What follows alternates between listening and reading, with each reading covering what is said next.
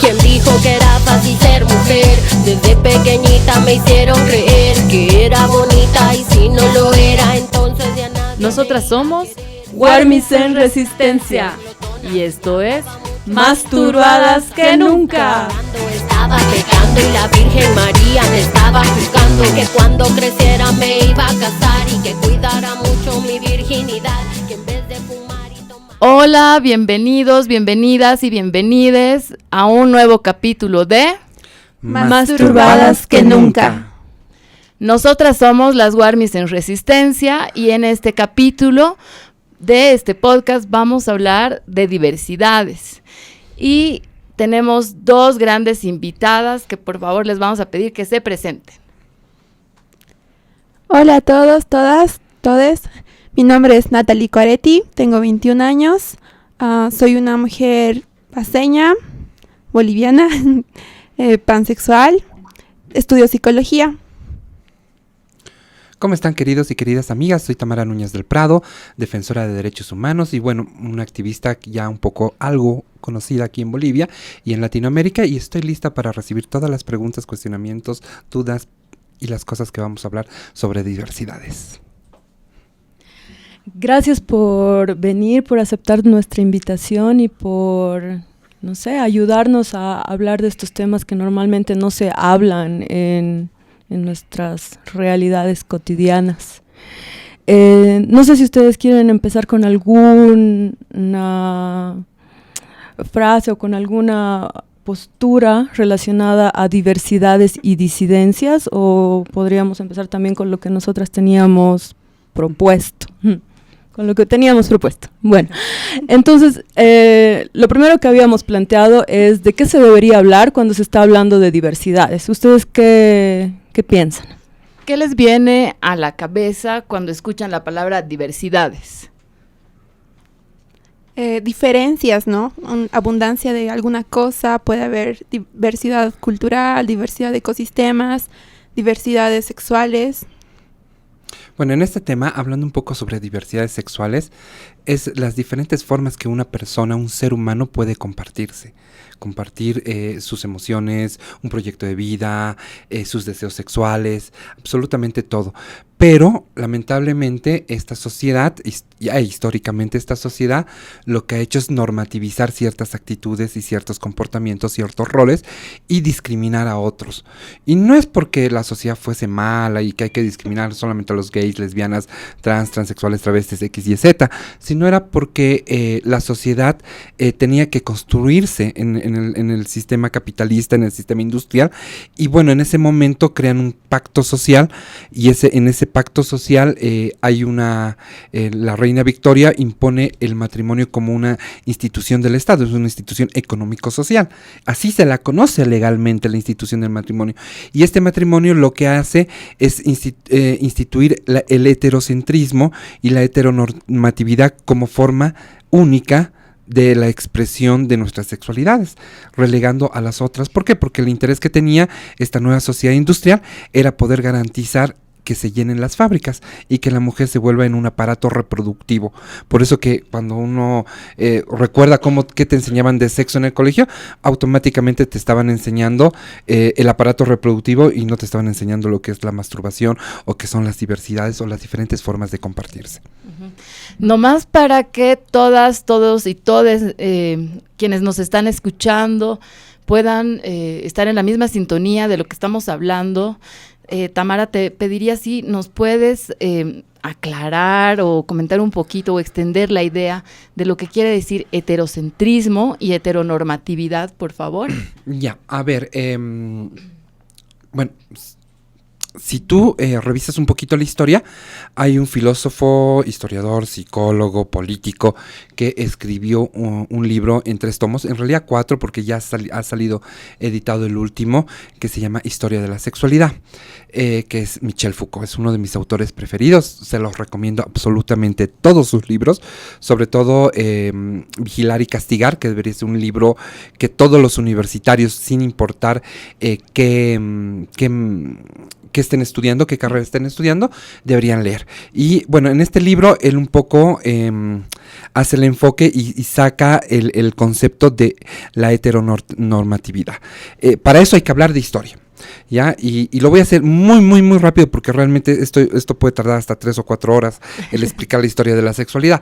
Pero en resumen, tú tienes 3 etapas dentro de la historia occidental, eurocentrista que ha tenido la sexualidad y de la cual nosotros hemos recibido toda esa cultura y esa historia. La primera es una etapa bisexual donde la norma, o sea, la ley obligaba a que los ciudadanos romanos o griegos tuvieran una relación bisexual, su esposa y su pupilo. Esto era normativo, o sea, si tú querías llegar a acceder al Senado o querías ser un rector o un cónsul o cualquier cargo público dentro de la antigua Roma y la Grecia, tenías que ser bisexual, ¿no? Casarte y tener un pupilo. Posteriormente cae toda esa normativa y se retrae algo, pero existe la sociedad pansexual, lo que nos hablaba nuestra querida Natalie, ¿no ve? Natalie, que ella es pansexual. ¿Qué significa pan? Todo. En griego, sexual, te puedes compartir con todos, sin importar su orientación sexual o su identidad de género. Y esta etapa de la pansexualidad es un poco esa época de lo cortesano, que una mujer podía tener relaciones con los que quería, cuantos quería, y el matrimonio solamente estaba instituido al clero, o sea, a la nobleza dentro de una época feudal. Y posteriormente aparece la heteronormatividad. ¿Qué significa? Que por normativa se impone el matrimonio heterosexual. Hombre-mujer. Hombre-mujer. ¿Por qué? Porque a la sociedad capitalista naciente de ese momento, sobre todo en 1810, cuando está la revolución industrial, lo único que le interesa a esa sociedad como poder que se instaura es garantizar la reproducción de la vida. ¿Cómo garantizar la reproducción de la vida? Hombre-mujer con relaciones sexuales. Tienes bebés. Por eso que nuestras abuelitas o tatarabuelas han llegado a tener hasta 14 o 15 hijos. Y todos iban a la fábrica, la concentración de lo rural hacia lo citadino y la concentración de las fábricas. Y lo único que importaba era la reproducción. Tanto así que si ustedes van o tienen la oportunidad de ir al Museo del Prado en España o ir a Londres y visitar una serie de museos, ustedes van a ver que la sábana nupcial tiene un triángulo que es para que la vagina sea expuesta y que el hombre no toque nada del cuerpo de la mujer. Entonces se le quita todos esos placeres a la mujer y se le obliga a una heteronormatividad, cuando ya los estudios de la actualidad dicen que las mujeres somos ya bisexuales por naturaleza. Ya, entonces nosotros podemos experimentar el sexo de 20,000 maneras y cada vez es diferente y es muy, muy... ¿cómo se dice? No quiero ser muy maleducada en este horario. Pero bueno, es muy placentero. Así que, en cambio, esta heteronormatividad automáticamente expulsa los placeres de las mujeres y aparecen enfermedades como la histeria, X y Z, que solamente hacen que la mujer pueda tener relaciones sexuales con el hombre, porque el objeto del matrimonio es la reproducción de la vida, no es la diversidad sexual, no es experimentar. Y lo que no da vida para este sistema capitalista, pues no le sirve. Por lo tanto, había que expulsar y marginar a los gays, a las lesbianas, a los trans, a esa diversidad que siempre estuvo expresada. Esta historia de la sexualidad, estamos hablando de más o menos 5,000 años y solamente 209 años desde la Revolución Industrial existe la heteronormatividad. Uh-huh. Muchas gracias por esa lección rápida de historia de la sexualidad. Entonces, cuando hablamos de diversidad, hablamos de obviamente lo diverso, lo amplio, variedad de posibilidades de elección, etcétera. Entonces, estamos viendo, gracias a lo que nos acabas de exponer, Tamara, que tenemos menos de 250 años de una norma que nos rige como heteronormales, heteronormales, digamos.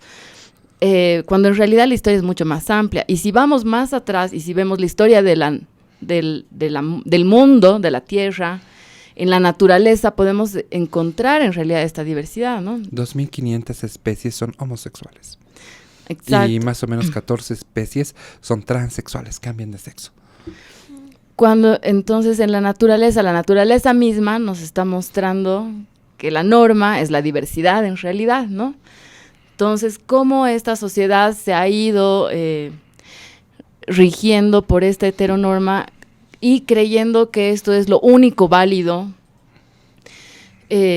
expulsando, excluyendo, discriminando, oprimiendo a quienes se atreven a manifestar esta diversidad, pues. Y no solo cuando hablamos de diversidad, no solo estamos hablando de las diversidades sexuales, ni de identidad de género, sino las diversidades que existen en cuanto al relacionamiento, porque ya decíamos en el anterior capítulo de este podcast, cuando hablamos de sexualidad o sexualidades, estamos hablando en realidad de cómo nos relacionamos en general en nuestra vida desde que nacemos hasta que morimos, ¿no? Cómo la sexualidad en realidad media atraviesa toda nuestra vida, ¿no? Entonces, ay, perdón, este frío me tiene con la garganta mal. ¿Cómo entonces esta diversidad se expresa también en ese tipo de relaciones en la familia, no sé, pues también en nuestras relaciones obviamente románticas, pero también en las relaciones heterosexuales, tienes razón, pero también cómo existen otras expresiones de relacionarse. Wow, tu pregunta es muy, muy, muy difícil. O sea, no es difícil, es compleja porque tendríamos que dividirla como en unas 5 o 6. Pero un poquito yo voy a ir tirando también hacia la segunda pregunta que tú nos habías lanzado, que cuáles son los mitos que enfrenta la sociedad, porque está muy relacionado. En primer lugar, yo por qué decía una relación heteronormativa o heterosexual, porque muchas veces los roles que asume una pareja heterosexual son los consensuados dentro de esta heteronormatividad. Y no hay una capacidad de una pareja heterosexual en diversificar su forma de relacionar sexualmente. Porque podemos hacer, no sé, un intercambio de roles. Pero por Dios, el hombre se muere cuando le dices un intercambio de roles. O le dices, ok, voy a tener, quiero acceder a tu zona anal o perianal, y el chico casi se muere porque, ay no, me vas a volver maricón, como si ser gay o lesbiana fuera una enfermedad. Y ahí está uno de los mitos, ¿no? O sea, que muchos creen que esto es una enfermedad. O se va a feminizar esa relación y es pecado en este planeta, pues, estar lo más cerca posible de lo femenino, ¿no? Como si fuera un insulto. Claro, o decir, bueno, ok, y esta vez yo voy a ser la activa y él va a ser el pasivo. Entonces son cosas que van atravesando, ¿no? Pero yo creo que otro de esos mitos grandes que hay sobre la población de lesbianas, de gays, de bisexuales, transexuales, X y Z, es que somos promiscuos. Y eso es algo que hay que quitarlo, porque en realidad no son promiscuos. La promiscuidad existe en todos. Ya no solamente en la diversidad sexual LGBTI, sino también en lo heteronormado. Segundo, que la población LGBTI, como es una población que ha liberado su sexualidad en muchos sentidos, en otros no tampoco, es que pueden disfrutar mejor la sexualidad, y eso es mal visto por parte de una sociedad muy conservadora. Tercero, y en estadísticas de Bolivia estoy hablando, ¿ya? El 34% de las personas que están infectadas con el VIH son parte de la diversidad sexual LGBTI, pero el 66% o 67% de la población con VIH son personas heterosexuales. Eso significa que la promiscuidad de no utilizar preservativos, no utilizar formas de prevención de cualquier enfermedad o infección de transmisión sexual está dentro de la sociedad heteronormativa. Entonces hay que quitar esos mitos, y esos mitos hay que irlos viendo, analizándolos poco a poco, de por qué han sido impuestos y por qué nos ven así. Hablando un poco personalmente, ¿no? Cuando yo comento a mis amigas, amigos, que soy pansexual, ¿no? Me pueden gustar las personas más allá de su género, creen que, tú debes tener muchos ligues, ¿no? Pero no es así, porque no es como dice el mito de que esta comunidad es promiscua, somos promiscuos, no es muy cierto, y hay que desmentir también eso. Hablando de otro mito con el que me he topado es, por ejemplo, que al derogar estas leyes que criminalizan la homosexualidad o la actividad sexual, es que vamos a apoyar o a incentivar a que todos sean homosexuales, y eso no es cierto tampoco.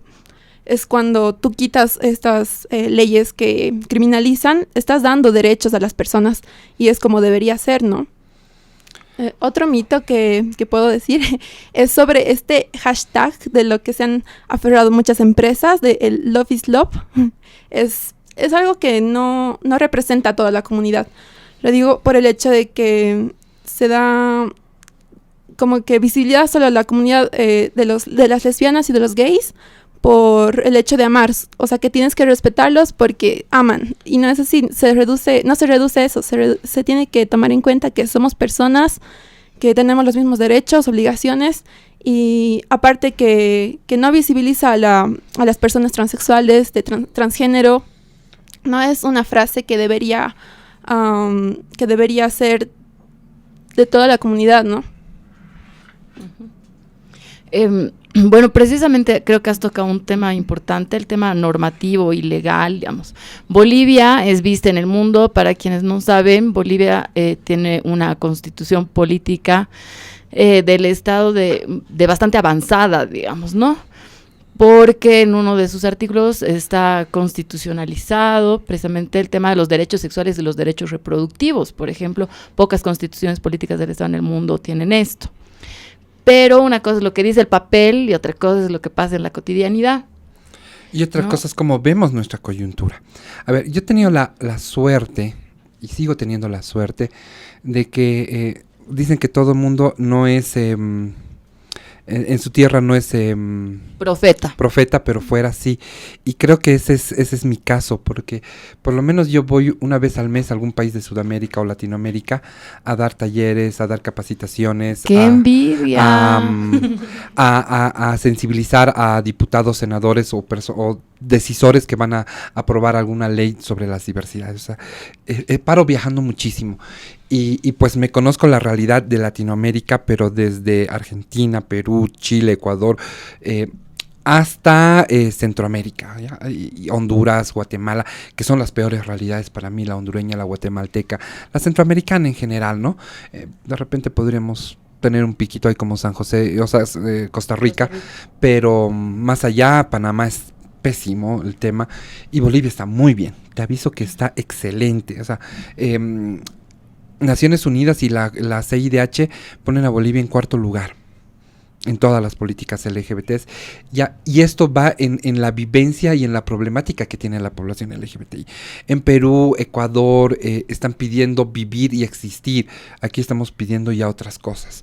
En Argentina, en Uruguay están pidiendo cupos laborales. Aquí todavía no hemos llegado a eso. Ya con las políticas Trump, Estados Unidos está por debajo de Bolivia. ¿Ya? Entonces Estados Unidos está en el 6º lugar o 7º lugar en este momento.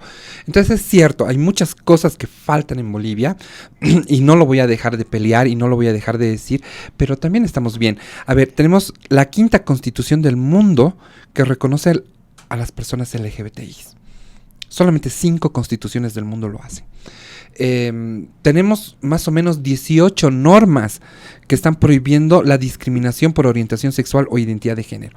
Desde la ley de educación, que ahí hay problemas y muy serios, sobre todo con el ministerio y el acceso a la educación sexual y el derechos sexuales, derechos reproductivos en general en los colegios, pero bueno, como tú dices, hay normas que se establecen, pero otra cosa es la realidad. Pero está la ley de la juventud, está código penal, están un montón de cosas y lugares donde el día de hoy podemos tener una mejor vida, código de las familias, que es único y que realmente reconoce a las familias diversas y a diferentes tipos de familia. Ese es como que hay que quitarnos también un mito. Los bolivianos estamos bien y estamos mucho mejor que hace 15 o 20 años atrás.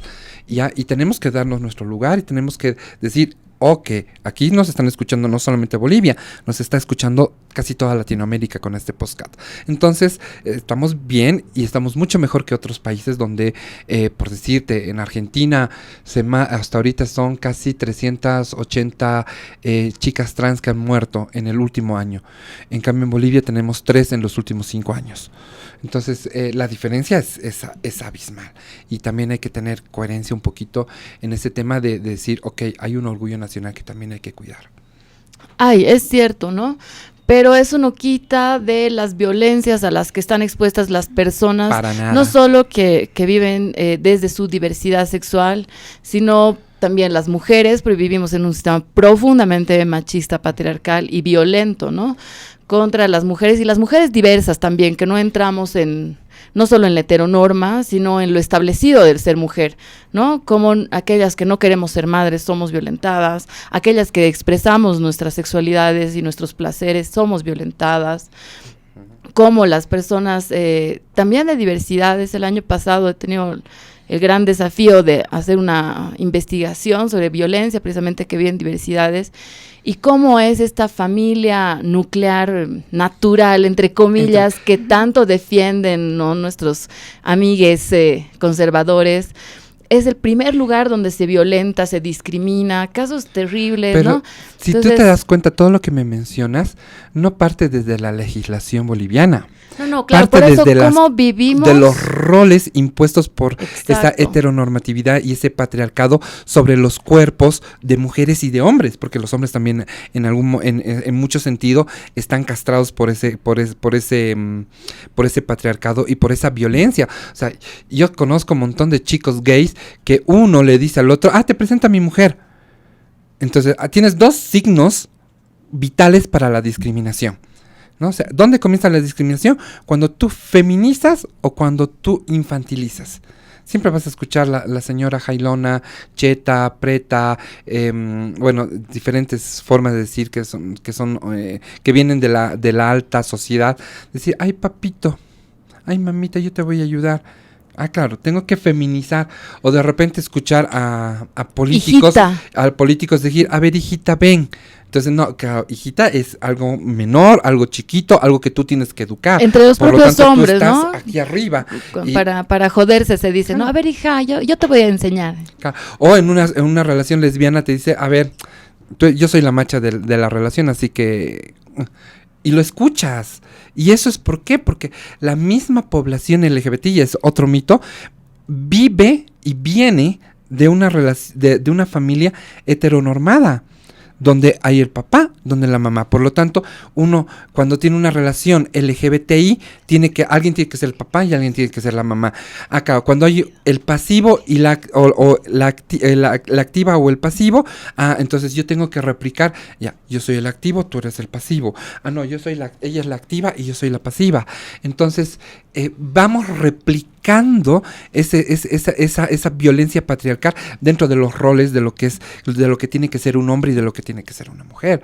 Y esos roles son una imposición histórico-social que va más allá de las leyes positivas. Eso se llama derecho consuetudinario en términos legales, y esto se llama cultura o tradición o réplica ancestral de lo que son los roles femeninos y masculinos, y que de veras tenemos que deconstruirlos para construirlos como cada quien lo quiera.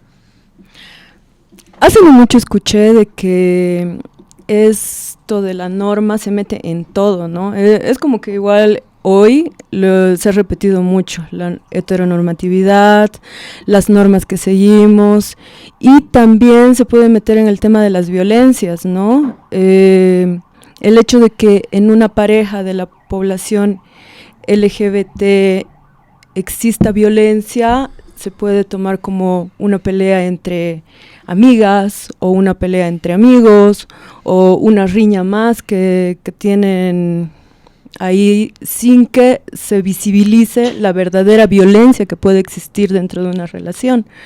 Entonces, en ese sentido, ¿ustedes qué violencias dirían que se vive dentro de la población LGBT más?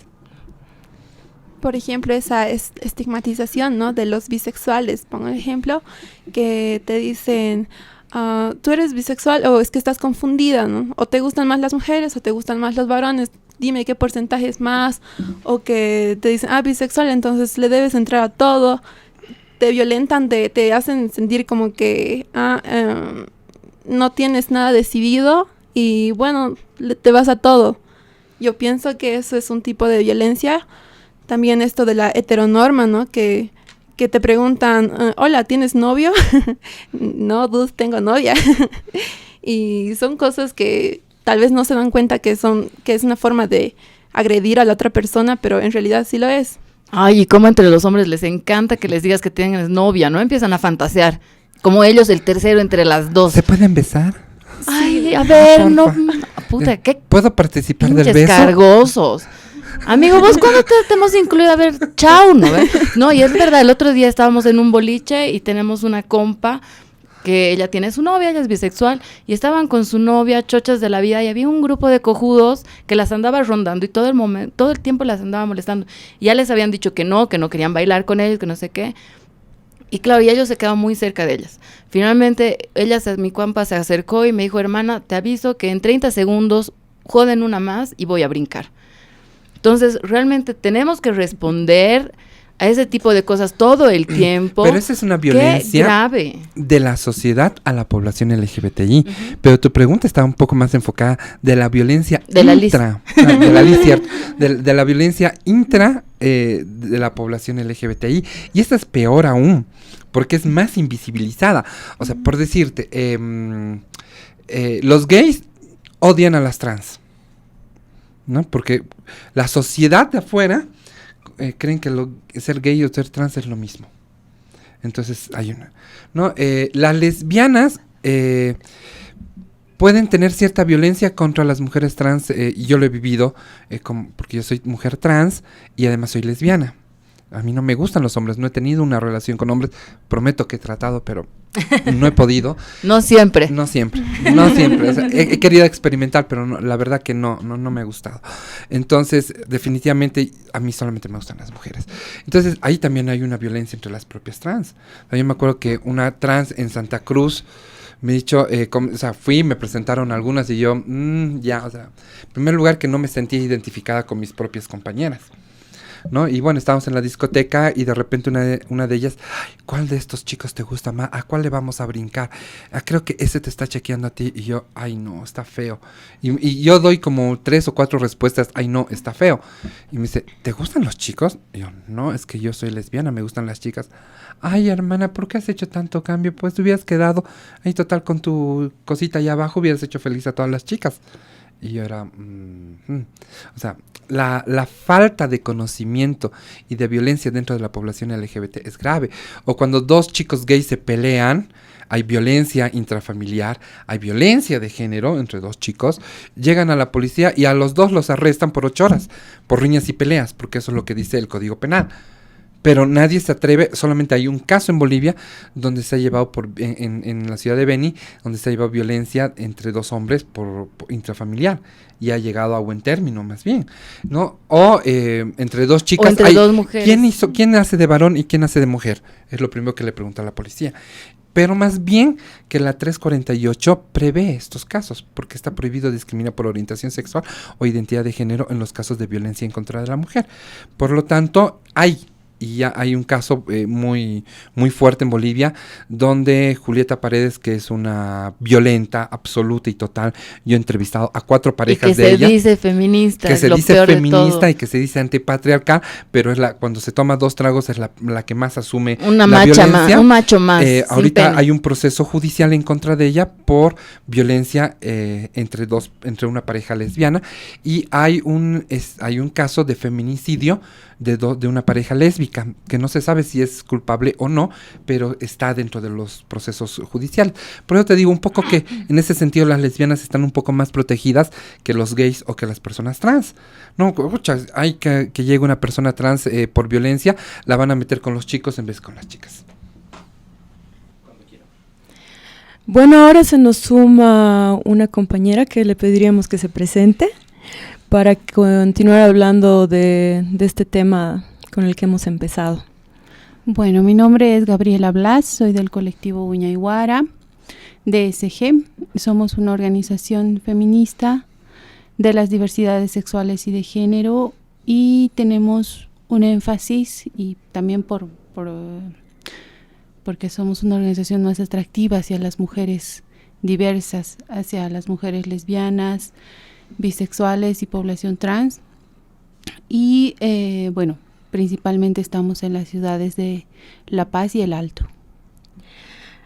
Gracias por aceptar nuestra invitación, y justo ahora estábamos hablando del tema de violencias dentro de la población LGBT, y habíamos hablado un poco acerca de que se invisibiliza todo lo que pasa hacia adentro, y también hay un tipo de violencias que es desde afuera, digamos, de la población hacia la población, pero también mismo dentro de la población existen violencias que se viven, que no se hablan, no se saben cómo tratar, y justamente estábamos hablando de eso, ¿no? Para sacarlo a la luz y saber qué es lo que está pasando. Sí, nosotras desde hace más o menos 1 año y medio hemos iniciado una investigación sobre la violencia al interior de las parejas de mujeres lesbianas.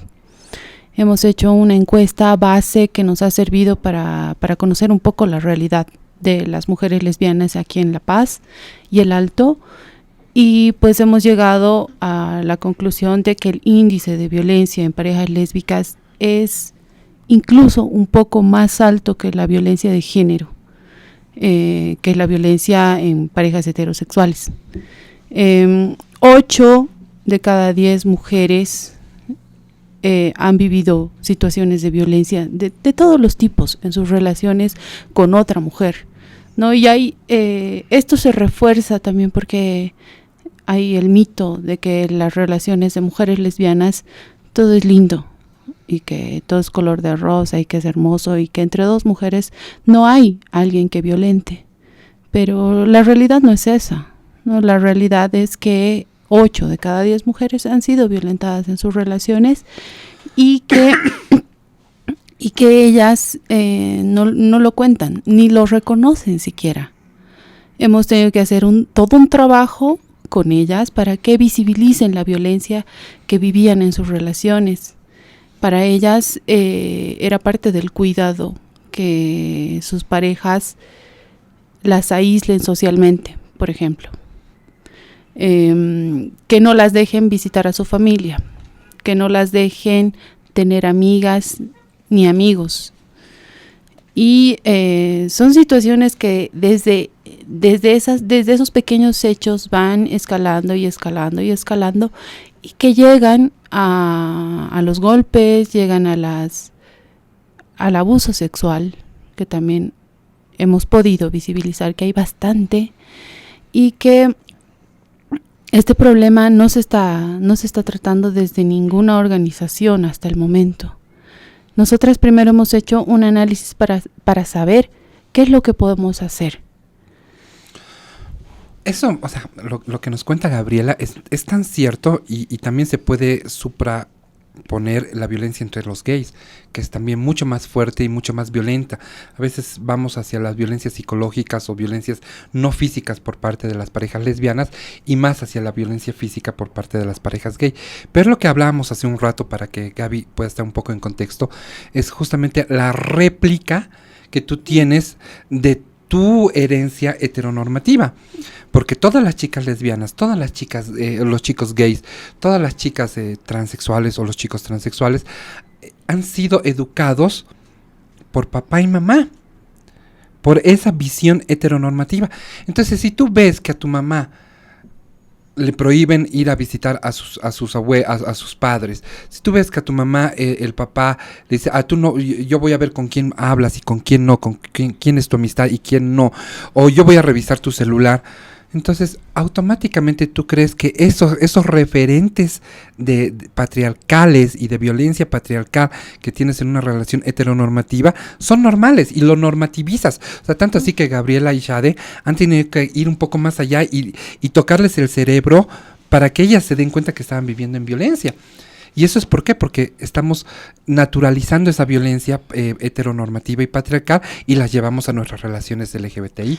Claro, además violencias que no solo están presentes en la familia, ¿no? Sino en una sociedad donde todos, todas y todes hemos mamado de la misma teta del patriarcado, pues, ¿no?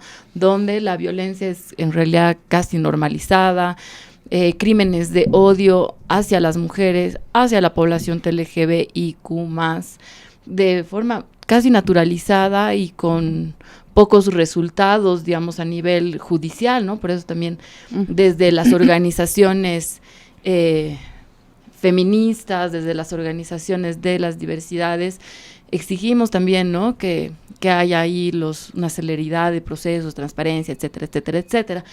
Pero entrando un poquito, bueno, avanzando un poquito más con cómo habíamos planteado este capítulo, vemos que todo esto también hace a la educación, pues, ¿no? No solo a ese sistema formal de educación, sino a la educación que recibimos en la familia, la educación que absorbemos de la propia sociedad, medios de comunicación involucrados en esto, además que juegan un rol, ¿no? Fundamental. Entonces, ¿qué estaríamos hablando cuando hablamos de educación? ¿Qué nos estaría faltando? ¿Qué hay en este sistema educativo o qué no hay para que podamos vivir libres de violencia? Bueno, yo pienso que el sistema en el cual vivimos actualmente está regido por oprimirnos, ¿no? O sea, educarnos para servir a alguien o a algo. No es para que podamos pensar, nos permitamos pensar. No estamos muy lejos del video de Another Brick in the Wall de Pink Floyd, que nos enseñan a pensar, como decía, ¿no? Un autor, la educación bancaria, donde los maestros, los educadores van y depositan el conocimiento, nada más no nos permiten pensar, no nos permiten cuestionarnos, y actualmente sigue pasando eso. También veo que la educación integral sexual todavía es un tema de tabú. Como decía, ¿no, Tamara? Te van a enseñar en el colegio el órgano reproductor femenino, masculino, pero no te van a enseñar a masturbarte, no te van a decir tienes que conocerte, tienes que tocar tu cuerpo para conocer. Todavía son temas de tabú. Además que a la educación le falta respeto en todos los ámbitos. Le falta enseñar a respetar a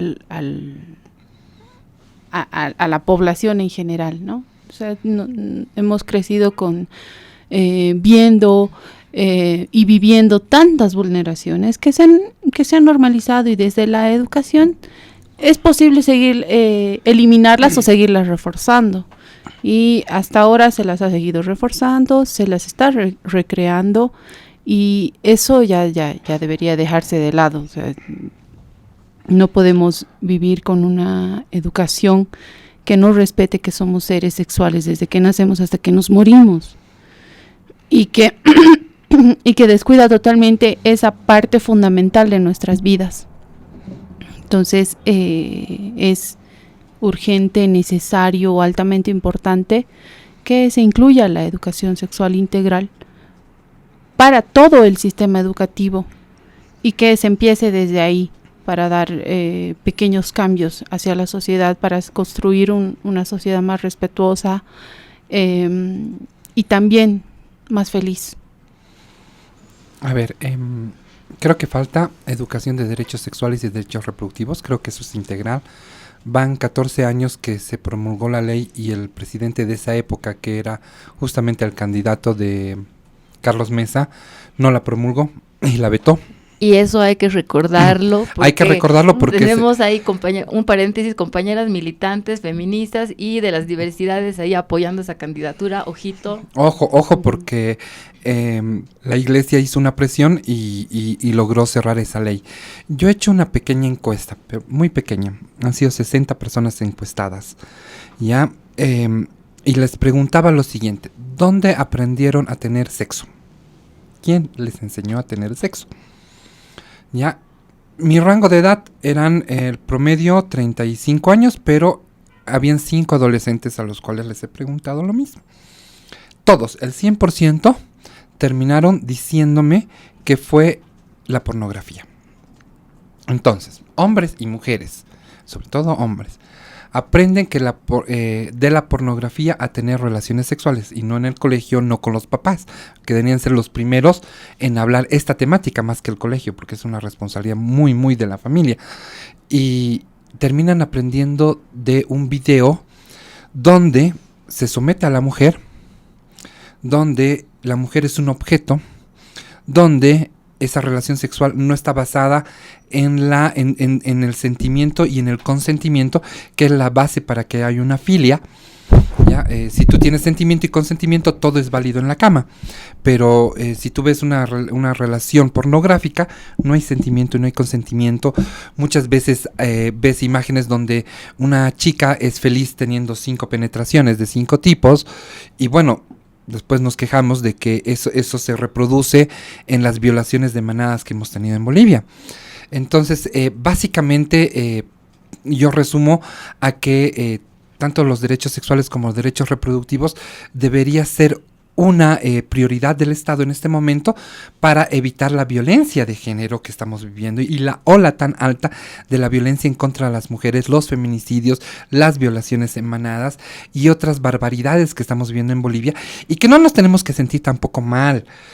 Hace 20 años atrás vino toda la ola de normativa de protección de género y contra la violencia hacia la mujer en España. Y exactamente han vivido lo mismo que nosotros estamos viviendo. Entonces yo creo que como feministas, como activistas, como defensoras de derechos humanos, deberíamos ver la mirada, ¿por qué pasa? ¿Por qué hay ese efecto? Y muchos efectos da también desde el sistema de consumo, de cómo hipersexualizamos a la mujer, de cómo Bolivia... Desde niñas, ¿no? Sí, pero hay que tomar en cuenta que Bolivia, a igual que España en algún momento, España era el peor país económicamente hablando de lo que es la Unión Europea, ¿no? Y en un minuto, o sea, a partir del 91 vino todo un respaldo económico a España, y España, de no ser un país consumista como era el resto de Europa, se volvió un país consumista, y dentro de ese consumo consumió a la mujer y se llenó de violencia. Y lo mismo nos ha pasado. Nosotros como Estado, como población, como ciudadanos, éramos un Estado muy pobre, que no teníamos mucho acceso al consumo. El día de hoy el boliviano puede consumir mucho más. Entonces nadie se ha puesto a pensar que el mayor, esa inyección de capitales que ha tenido Bolivia, y que hemos crecido como sociedad, que tenemos teleférico, que somos number one, que comenzamos a crecer en deporte, que comenzamos a tener el mayor crecimiento de Latinoamérica, pero no preveímos que ese consumo también era el consumo y la hipersexualización de la mujer, y que eso iba a traer mayor violencia. Entonces la educación en este momento es el único respaldo que vamos a poder tener para luchar contra esa violencia de género. Y la educación tiene que ser, no es que vamos a educar a que tú seas gay o lesbiana, no. O sea, si alguien de la diversidad entra a trabajar en educación, no es para volver gay o lesbiana a alguien, porque nadie se vuelve, todo el mundo lo es, y es lo que es y cómo se siente por dentro.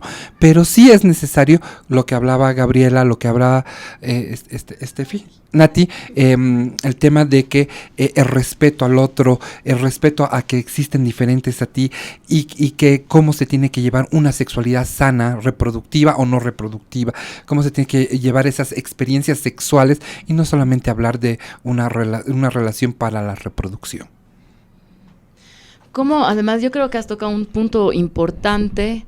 Cuando hablamos de educación integral para la sexualidad, hablamos de, número uno, aprender que hay también esta diversidad, y lo que hablábamos, ¿no? No solo refiriéndonos a diversidades sexuales y de identidad de género, sino a esta diversidad de afectos, de relacionamientos, de formas de amor, etcétera, etcétera, etcétera, para aprender a respetarles, ¿no? Creo que hay que ser categóricas con esto como activistas y como personas pensantes también, y decir que la educación integral para la sexualidad no tiene que ver con un adoctrinamiento, como muchos grupos están intentando, y están logrando en realidad desinformar a la población, especialmente a poblaciones pues más vulneradas, ¿no?, en nuestro sistema, sino que es una educación, como la expresión misma lo dice, integral, ¿no?, que toca precisamente todo el tema emocional, todo el tema sexual, todo el tema también cognitivo, para aprender a respetar esa diversidad. Y eso creo que falta todavía, pese al avance normativo que hablábamos hace un momento, hay en Bolivia, todavía no se ha logrado construir una currícula escolarizada en educación integral para la sexualidad, y esto para que vaya desde los más pequeños, las más pequeñas, hasta quienes están pues ya en la adolescencia, en colegio, ¿no? Y también yo creo la educación integral sexual, no solo hablar para los niños, niñas, adolescentes, sino también para las propias familias, porque hablamos y recordamos, Liz, ¿te acuerdas en el primer capítulo? Cómo nosotras, como mujeres, también esta intención de hablar de estos temas y cómo también surge Más Turbadas que Nunca, como mujeres adultas jóvenes, más adultas que jóvenes, no hemos tenido acceso tampoco a esta educación, a hablar sobre estas cosas, y cómo también hemos recibido pues violencias diversas, ¿no?, en nuestra vida. Claro, yo creo que también necesitamos como resignificar todas las palabras que nos han enseñado, todos los conceptos con los que hemos crecido, porque se encasillan mucho y la diversidad pasa por muchos colores, muchos matices, y deberíamos aceptar que no, cuando llegamos a un punto, existe la posibilidad de que cambiemos en el transcurso del tiempo y que no nos quedamos estáticas en donde creemos que estamos, digamos. Vamos a ir transformándonos, cambiando, y eso también es parte de nuestro ser humano para vivir. Y el tema de la integralidad me parece también muy importante porque podemos tomar en cuenta muchas cosas que han sido invisibilizadas. El hecho de que no veamos hacia adentro, no sintamos y no hablemos de nuestros sentires también es súper peligroso, ¿no? Por eso caemos en temas de violencia y de no aceptar lo que está pasando alrededor. Y bueno, como para poner un poco de luz a todos estos temas, ¿ustedes qué creen que sería el ideal para vivir desde las diversidades? Bueno, me gustaría citar a un autor en esto del sistema educativo, que es Alexander Neil. Él proponía una forma educativa donde se pueda conceder a los niños, niñas, la bondad encima de todas las cosas, la felicidad como de vida, como una forma de vivir, y la sexualidad como algo importante, porque negar esta educación a los niños, niñas, es una forma de reprimir su sexualidad. Entonces, cuando un niño o una niña no es libre, entonces no puede, cuando un niño y una niña son libres, pueden autorregularse, autocontrolarse, ¿no? También pueden conocerse más. Y esto quiere decir que si sabe qué derechos tiene, no los va a sobreponer ante los otros. Entonces ahí se crea también un respeto. Algún ideal social para vivir desde estas diversidades podría ser desarrollar la cultura de paz, reconocer que existen estas diversidades, aceptarlas y convivir con ellas. Para mí pasa por un tema de las oportunidades. No tenemos las mismas oportunidades que las personas heterosexuales y eso es evidente. Tampoco tenemos la necesidad de tener prioridades, sino de estar en una situación de respeto total hacia que amamos, sentimos y pensamos diferente, pero también merecemos el acceso y la oportunidad de hacer nuestras vidas como cualquier ser humano. Por ejemplo, en cuanto a derechos, estamos todavía luchando. La lucha es aún larga, es aún dura. En cuanto al odio, igual estamos luchando. Solo necesitamos respeto y el mismo acceso a todas las oportunidades y derechos que cualquier otra persona. A ver, estoy muy de acuerdo con todas en realidad y creo que esa es la base fundamental. Pero creo que debemos visualizar, a ver, cierran los ojos los que nos están escuchando, visualizar que no todos somos iguales. Yo me acuerdo que a finales de los años, o a mediados de los años 90, la OMS saca una estadística que fue y que es fundamental hasta el día de hoy para muchos estados, para que estos estados generen políticas públicas. ¿Qué decía esta encuesta? O sea, ¿qué decía esta data más que encuesta? Que el 10% de la población mundial es LGBTI y que el 90% de la población mundial es heterosexual. ¿Ya? Y todo el mundo se lo creyó porque era una cifra oficial. Pero Cambridge, una universidad inglesa, da la vuelta a esto. Y dice, no es así. En realidad, solamente el 90% de la población mundial es diversa. ¿Ya? Y solo el 10%, 5% son 100% heterosexuales y 5% son 100% homosexuales. Los demás, el 90%, está en una gama de la diversidad.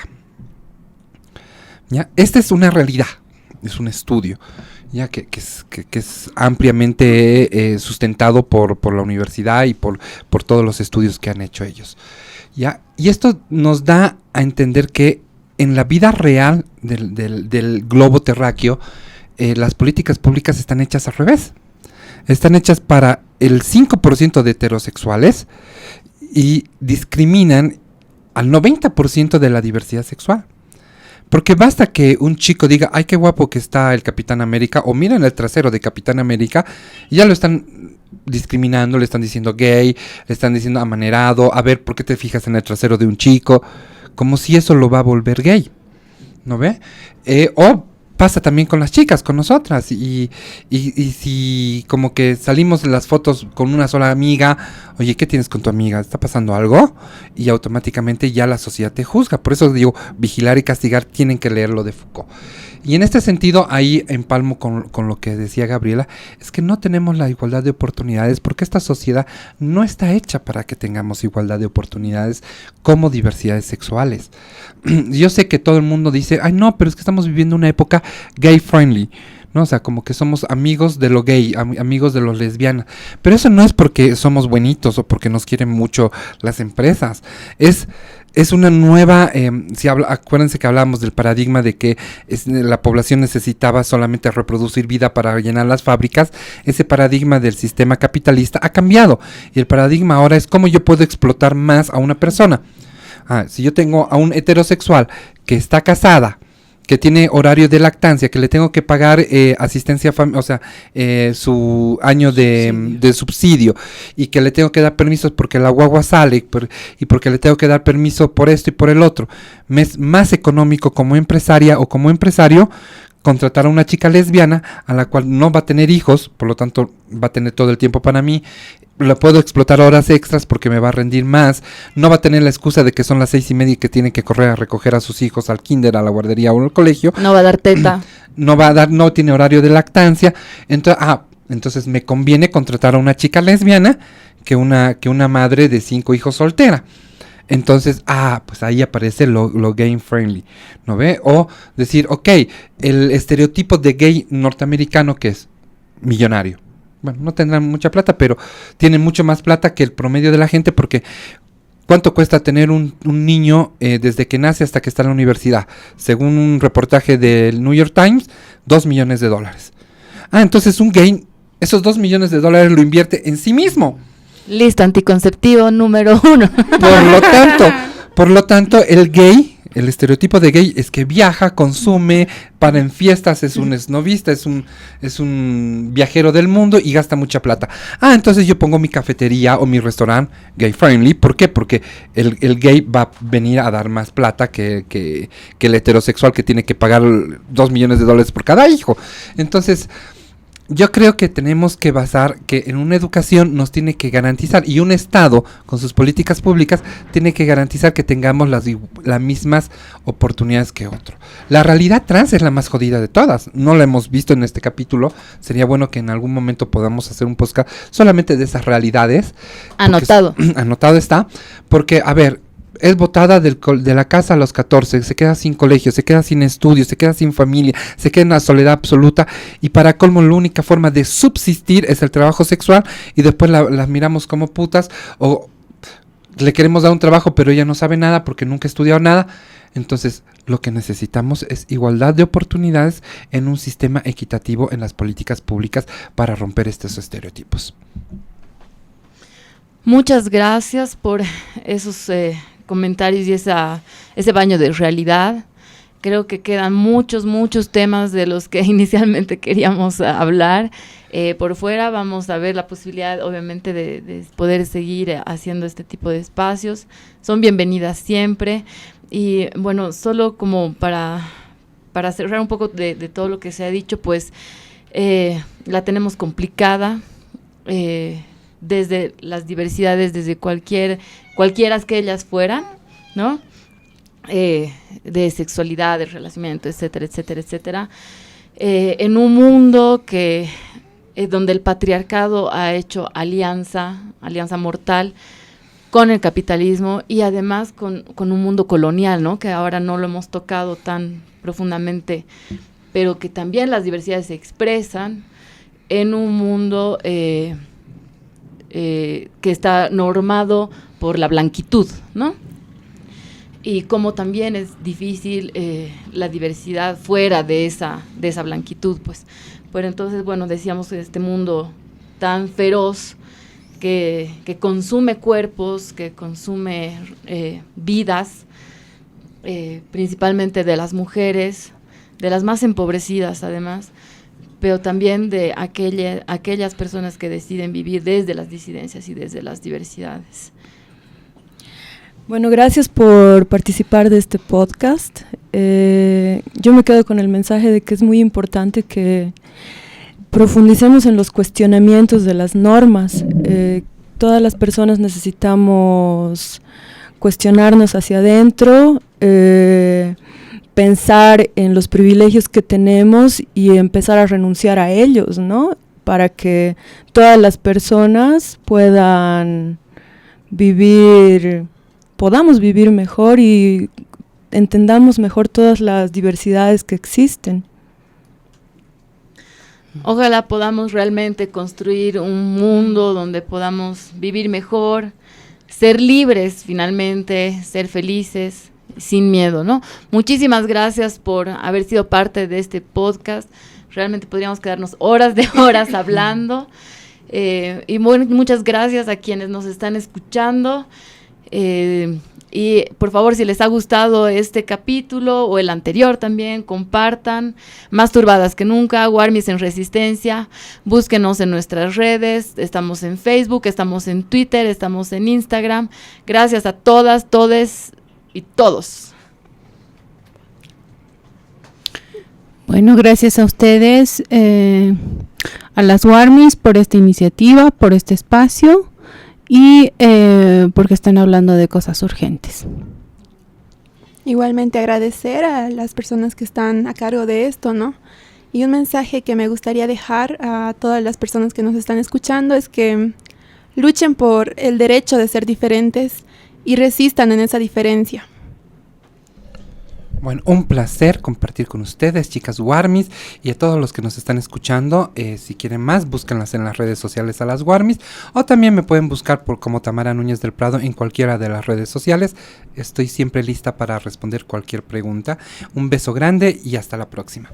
Gracias. Y también, antes de olvidarnos, un agradecimiento y saludo al Fondo Aptapi Jopueti, que este espacio cuenta con ese apoyo. Muchísimas gracias a las compañeras que todos los días apuestan por las iniciativas de las organizaciones de mujeres. Nos vemos en el siguiente podcast. Nos escuchamos. Este episodio ha sido realizado en colaboración con Aptapi Jopueti, Fondo de Mujeres Bolivia.